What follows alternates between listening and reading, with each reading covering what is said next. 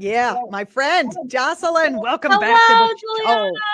How are you? I'm good. Did Joe Cirincione scare the pants off of you? He scared me to That death. was terrifying. Yeah. I I mean, wish this I guy could really say knows it. his stuff. It's a joy. I mean, I love having him on because I always feel like I just got uh, uh, 401 level class in foreign policy every time I'm done with the interview.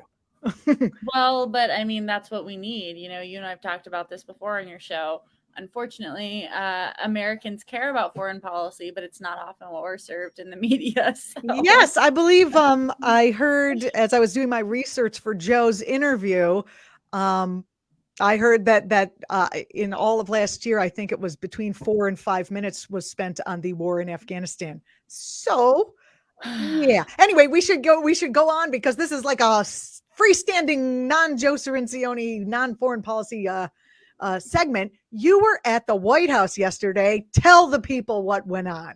well, so we were at Supreme Court, actually. Oh, not sorry. to not to correct You're you. very. If you're not in DC, it's all very close. It is all very close, and in fact, we were just there a couple weeks We ago, which were. is lovely. Yeah. So we were at the Supreme Court with Congressman Mondaire Jones and Senators Tina Smith and Ed Markey discussing about legislation to expand the courts. So as everybody knows, the Republican Party has done a great job of court packing, which is something that should terrify all of us, because what we're finding is that things that traditionally and conventionally should be decided by elected members of Congress are instead being decided by a few people with lifetime appointments, a few people who President Donald Trump rammed through Congress while he was president. What are the activists seeking to do? So they are introducing legislation to add members to the Supreme Court. Do you know how many? So I think two. And Okay. this is something Okay. that Congress has done before. It's not actually a radical idea. Personally, my personal feeling is we should have a lot of questions about the lifetime appointment thing. Yeah. I mean, I'm sure how do you feel about that, Juliana? I don't know. I understand the point of the lifetime appointments, and I certainly don't want to be ageist in any way. Um, it's a tough call, but thank you for asking. I don't know. It just yeah. I don't want to have to live out the lifetimes of the people who just Right. recently got on the court, so I'm not so happy about that. And I mean, if public opinion should change so much faster than um, the opinions of the people who are on the court, then I feel like we need to kind of move along with that. At the same time, you do want something that's a little bit above public opinion. I'm not sure how we can get, the partisan nature out of the Supreme Court, but I would like to expand it and put two more people in that are ours under the Biden administration. I would hate to expand it and then lose in the next election and then, have another two we have to contend with at this point. Well, we're in a situation where a lot of things that people vote for and vote on and in the executive and legislative branch are empowered can then go to the Supreme Court to die. That's what we're seeing with a woman's right to choose. And that's something that should terrify all of us, because when you have a few justices that are handpicked by one executive and his party, that is going to have ramifications for generations to come. So, Well said. You sent us some images, which is very great. We'll put those up in a moment. But we also got from act.tv, who is on the scene. We got some we got some speakers who actually these speakers I don't think were there. They just sent in their comments. Am I right about Senator Merkley's comments? They were. so Senator Markey was there, and that we heard from some members on the steps, and then Ady Barkan and the host of Pod Save America came to people from That guy, yeah. video prompter. So Excellent. I love it. Well, we have Senator Merkley's. What am I saying? Yeah, we have several videos for you. Let's start with Senator Markey. So let's be clear. Donald Trump and Mitch McConnell pulled off one of the greatest heists in Oh, I hear it, but I don't see it. Do you see it, Jocelyn? We get a little technical problem. No, I do not. No. He's coming back in a brief So moment. let's be clear. There we go. Donald Trump and Mitch McConnell pulled off one of the greatest heists in the history of the United States. Donald Trump and Mitch McConnell stole 2 Supreme Court seats from the American people. First, they created a precedent out of thin air, claiming that there could be no Supreme Court confirmations during a presidential year. So they refused to even give Merrick Garland a hearing during the last year of the Obama administration. Then, just days before the 2020 presidential election, they broke their own rule, the Merrick Garland rule, in order to confirm Amy Coney Barrett to the court to take the seat of the late, great Justice Ruth Bader Ginsburg.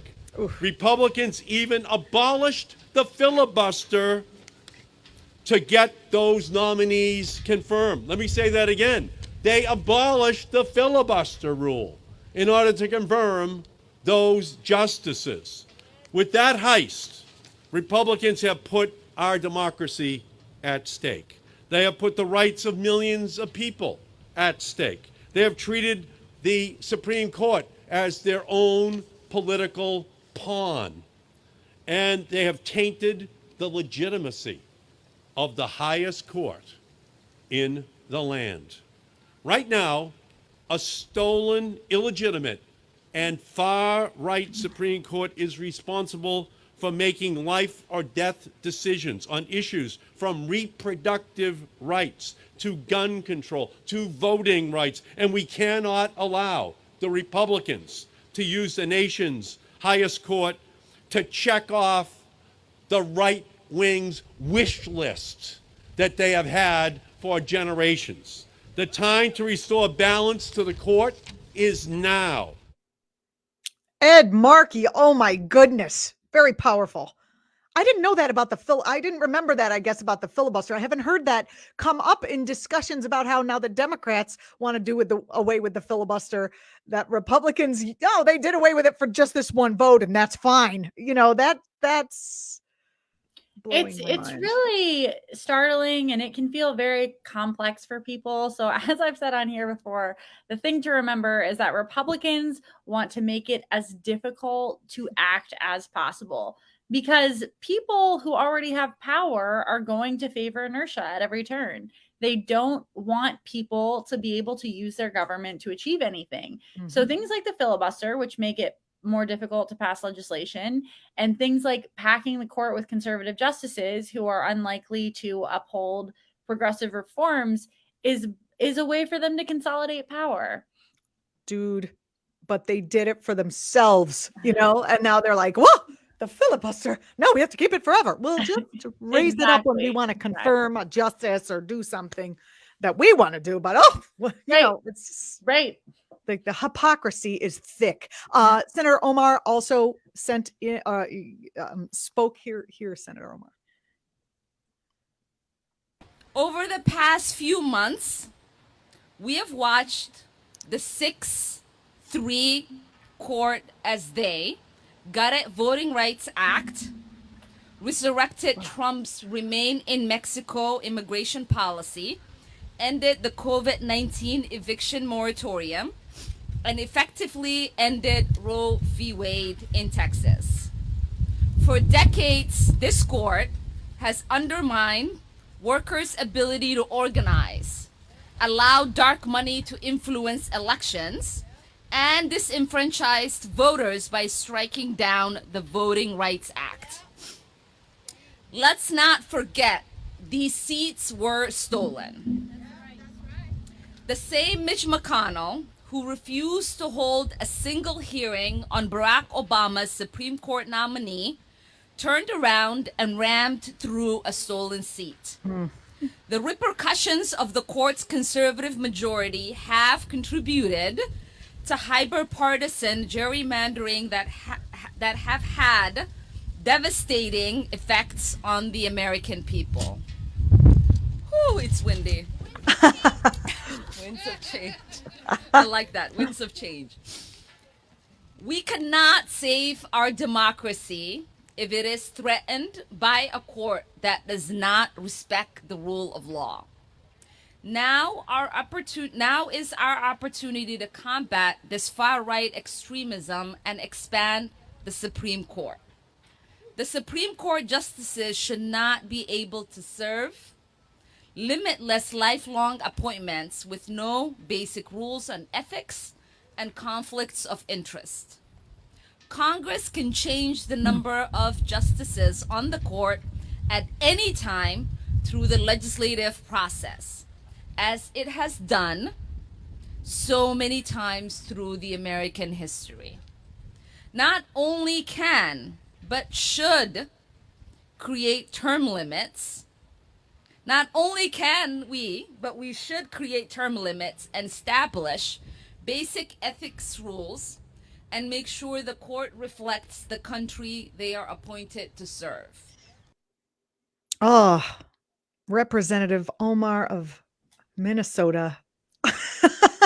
she's always at the thing that's important. You know, she always shows up at the thing that's most important. What do you think about the idea of even just having conflict of interest statutes that limit these lifetime appointments? Well, and I think it's really important to note, so for, you know, everyone pretty much knows this, the reason we have lifetime appointments is this idea that people who cannot end their Supreme Court term and go work and say political lobbying are more politically objective and legally objective than others. But what we've seen over and over again is that's not the case. We have had Justice Kavanaugh, Justice Coney Barrett, both of whom are noted ideologues who were backed by reactionary right-wing interest groups. So this idea that a lifetime appointment creates some kind of dispassionate ruling is just disproved time and again. It's a nice idea. It doesn't in any way work in implementation. And if we could trust the Republican Party to actually honor and appoint justices who actually have an objective legal reputation, then sure, of course, this would be different. But we saw what happened with Merrick Garland, and that's why a lot of people were here. A name that came up a lot. Obama was very careful to appoint someone who was by no means far left progressive or a noted Democrat, but a very neutral judge with a history of serving the federal interests in a variety of different court appointments. And his reputation was slandered by Republicans. And then they put in some lady who, I think was like a clerk for 5 minutes before. Right. Well, she's a Catholic. That's a really interesting point, right? I mean, Amy Coney Barrett does not have very much legal experience. You mentioned, that it does seem like having quite a bit of legal experience might be an excellent thing to to have if you're going to be on the Supreme Court. And, it's what Ilhan Omar or Congresswoman Omar was saying. It's terrifying that we have people who are now young in these positions where they are making decisions that reflect a generation above ours or a couple generations above ours that are going to affect the children of the future.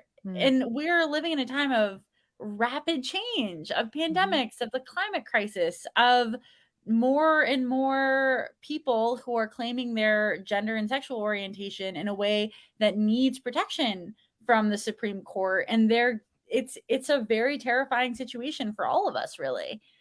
Congressperson. Oh, I'm sorry. Go ahead, Jocelyn. Oh, sorry. Sorry. What were you going to say? Oh, just bringing on the video we have of Congressperson Smith speaking. We are at a moment where we must fight to protect our democracy. Decisions being made by this Republican-captured Supreme Court are taking away our rights every day. Whether it is about allowing unlimited spending in our elections, whether it is about gutting the Voting Rights Act, whether it is allowing partisan gerrymandering, or whether it is allowing the kind of travesty that we are seeing right now in Texas.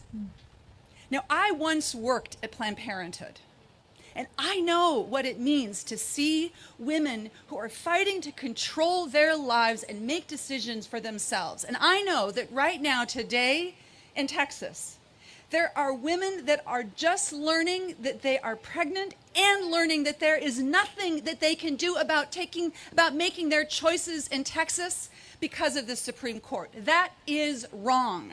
The Supreme Court in Texas is blatantly allowing an unconstitutional law to stay in effect. And that is exactly why we need to regain and restore balance in the United States Supreme Court.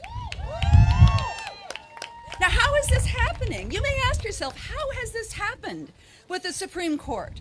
Well, this is the result of a decades-long strategy by the right wing, by corporate interests, by the Republican Party to capture the courts, with the Federalist Society to vet every single Republican Supreme Court nominee, and that has resulted in 2 stolen Supreme Court justices serving in this building behind me today. Wow. Very powerful. You were there, yes? Yes, it was for reference, as people are seeing it, like the wind, it was incredibly windy and cold that day, which is what it's kind of funny because we're going to be seeing, we're going to be out marching and protesting in the street while climate change happens around us. So I guess we'll all have to get some good outdoor gear. Maybe I get REI to send us some coupons. I don't know. Yeah. I think probably one of the most powerful pieces that I saw come from yesterday's events was Ady Barkan. Why don't you introduce Ady Barkan to the audience? I'm sure our Act TV audience already knows who he is, but I think you. So Ady Barkan is the, I think, president, founder of the Be a Hero organization, and he came to the national attention when he stopped Senator Jeff Flake on a plane and said, "Hey, I'm dying of ALS. It is absolutely unconscionable that one of the number one concerns for my family right now is whether or not I'm going to be able to afford my health care." And he has been mobilizing, organizing, leading this fight for healthcare justice, and moments like this one, moments like the Kavanaugh fight. He organizes with Center for Popular Democracy, and he's young. He's incredibly young. I think he started doing this kind of work when he was 32, but a young man who is dying and is choosing to spend his last few years on earth mobilizing for justice for all of us. Let's take a listen. My name is Ady Barkan. 5 years ago this month, I was diagnosed with ALS, a devastating neurological disease. Like millions of others, my illness means the health care I need to survive depends on the decisions of the Supreme Court. And so, in 2018, I came to DC with a wave of people just like you to fight back against a botched Supreme Court nomination. And we joined in struggle for a second time virtually last year when an extremist minority stole another seat. And today we're raising our voices again. We're here because we know there will be no health justice without court expansion. Without reform, the stolen court will continue to chip away at the Affordable Care Act. Without the Judiciary Act, people and families will remain in fear that the start of a new court term means they may lose access to health care. Indeed, everything we care about is at risk right now in the court. Voting rights, reproductive rights, racial justice, climate action, and immigration reform all hinge on the decisions of this body. But at this very moment the brazenly political court is dismantling our rights at warp speed. Just since July the court has gutted the Voting Rights Act, resurrected Trump's inhumane immigration policies, stopped the moratorium on evictions, and effectively ended a women's right to choose in Texas. So, we're fighting for hard-won rights, and for future progress too. Last year, the president and Democrats in Congress ran and won on a promise to guarantee everyone the care they need. Now we are on the verge of passing a landmark investment in the home and community-based services and millions of other disabled people and seniors need to survive. And we will expand and strengthen Medicaid, too. But once this critical legislation is passed, a stolen Supreme Court will still have the power to overthrow the will of the people. Our rights, our healthcare, and our lives are on the line. And so is our democracy. The very notion that we should order our world based on decisions that we make together. Because right now we're not making decisions together. Instead, an extremist group of billionaires has co-opted the court to advance their own anti-democratic and pro-corporatist agenda. We cannot let this theft remain unchallenged. We must fight to pass the Judiciary Act of 2021. With this legislation, we will return the court to the people, protect our health care and save our democracy. I'm grateful to the 30 members of Congress who've already endorsed the Judiciary Act. Now I call on all those who have not to speak up for democracy. The Judiciary Act is what we are trying to get through. I wonder, do you have any, I mean, Senator Manchin and Senator Sinema are so, they're just getting in the way of what President Biden has been trying to do this whole time. Do you believe that they are going to just, not be for this? And will there be more people not for this other than our two holdout doorstops? Well, I think that this is probably not going to be a popular one for sure. The thing about reforming the way we nominate and secure justices is that there are a lot of there are a lot of Democrats that are squeamish about that as well. And I think there is a Stockholm syndrome to the process we currently have, and this perpetual hope it'll be different next time. Well, Democrats always want to be fair. We're like, well, that's not fair. We'll do it. We had our chance and they did something and it's not fair, but we'll play within the system. And Republicans, if this was Republicans being like, there's too many Democrats on this court. Wait, we can expand the court. We never thought of it. All we thought of is just packing the lower courts so there'd be no one else to put in. They just like, they would do it in a second. Well, you know what? I mean, I have almost nothing to add to that, Juliana, because it is all true. No, really, they would do it in a second, and they're probably thinking, we'll do it when it's our. Thanks for the great idea. And also, Democrats, corporate Democrats, they're not going to be for this because the court right now, as it stands, is incredibly corporate friendly, as we just heard the speaker, Ady Barkan, say. This is. It's not, left and right issues. Well, it's corporate and people issues. And I think we should be incredibly honest about what this court, the real dangers of the court we have and the justices that tend to get nominated. These aren't people who are dumb enough to do something. I'm not allowed to use that word anymore. No. Something super unusual, or that would be considered, right, out of the norm. Exactly. Instead, they're going to soft pedal it. They're going to protect corporate interests.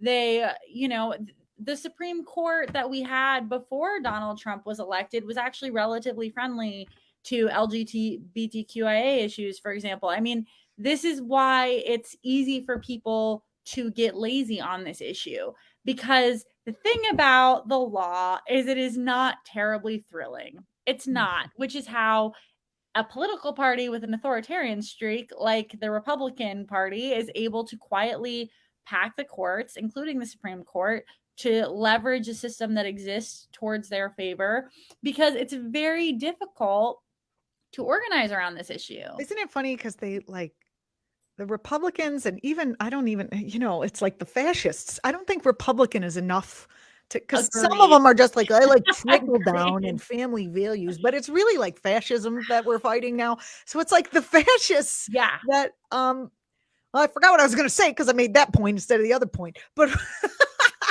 well, I've been out in DC for every SCOTUS fight since 2017, whether it was Kavanaugh, Amy Coney Barrett. You get out there in the streets with these wonderful, educated, peaceful activists, and there's this sense of futility from the American public of, oh, this is just how it works and this is what's going to happen and that's what Republicans do, I guess. No, it doesn't have to be this Well, way. that's where we come in. We come in and say, Exactly. actually, you can change that and it's okay. And then, actions like the one that you covered at the Supreme Court yesterday are one of the first ways to start the talking about it. I was just talking in the news segment with Ben Dixon about how, although the Bessemer, Alabama, Amazon unionization drive did not end in a union, it ended in lots of press coverage for what's happening at the union warehouses. And now in Staten Island, they are that much closer to forming their own union as opposed to joining a union that's already formed. So we have to start with talking about it. And here we are. I remembered what I was going to say before we got into fascism. But, those mouthpieces of fascism, like Fox News, those folks, the way they talk is like simple sentences for dummy people. They talk in simple sentences. They use like the abusive techniques of an alcoholic that scare people often. I've talked about this a lot. But they have, as you said, Jocelyn, the law is very boring, but they have a strategy that is very complex and they are executing it while they say things to their followers like brown people bad. It's just, It's mind blowing how much they've thought this through over the course of the last 30, 40 years. And we need to play, if Democrats aren't willing to play offense, we at least need to play defense. And what a lot of people need to understand is that this is not religion. We got to change the name of the party. Sorry to cut you off, to fascists and anti-fascists. And then the Democrats who aren't anti-fascists have to go to that other party. Agreed. That's it. I solved everything. Although then Fox News would just run a segment about how anti-fascists are the real fascists and we're back to where we started. Oh my goodness. I want to say something real fast, even though we are so out of time. We are over time even, but every time I have you on, we start chitter-chattering and then we have such a great, don't be sorry. It's wonderful. My husband had a conversation with someone in his family. Did I tell you this already? And they were like, they just started spouting talking points. Trump wasn't so bad. And then I forgot what it was. The debt. I'm like, what? So my husband was telling me that he was putting up with it until the person said, and Antifa. And then his head exploded. And he said, Antifa is an idea. First of all, it's not a thing. And I think your father was Antifa. Didn't he fight fascists in the Second World War? So your father was Antifa and other person was Antifa. And, it was like, what a great argument or what a great way to say, listen, good. We should have him on. No, he won't come on. I've tried. Oh boy. He has so much to say. Anyway, Jocelyn, thanks for being part of the show. I'm very happy to have you as a regular contributor now here on Act Now. What do you have coming up for next week? Do you know, are you covering any actions in DC? Well, today there is a Free the Vaccine rally that hopefully we'll be discussing with you, and a lot going on with November as we hurdle towards an end date for Build Back Better. Oh, cool. Well, we'll look at that. And tomorrow your show Solidarity Live is going election in Virginia and New Jersey that I hope to be discussing further with all of you. And unfortunately, there was always a lot to talk about because it's not always good. Thank you so much for joining me, Jocelyn. And thank you, viewers, for joining us here on Act TV. I hope you enjoyed this show. I really enjoyed putting it together for you.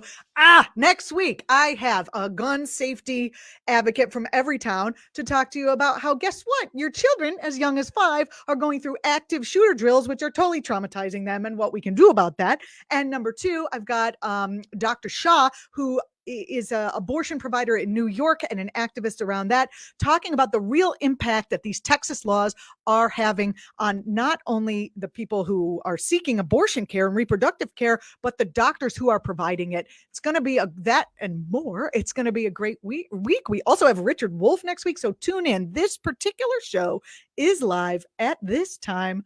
I hope wherever you are, we're 2 to 3. I hope wherever you're on Tuesday, Thursday, wherever you're watching, I hope you're having a good time. I hope this supported you in your efforts. And I will see you next week. Have a great weekend. Happy Halloween.